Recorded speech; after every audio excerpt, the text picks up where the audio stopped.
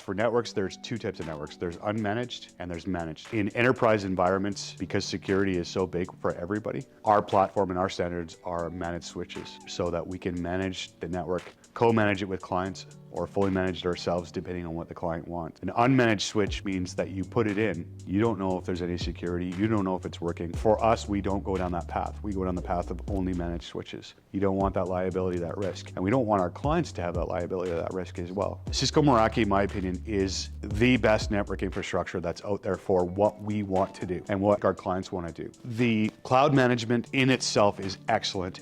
Their support is incredible. I open a ticket and I can get somebody on the phone in minutes. Everything's a license model. You get what you pay for. And so that is the only networks that we will sell to clients and my preferred integration path. Because if you focus on too many different network manufacturers, you don't become good at one. That's our standard, that's our go-to. I think it's awesome.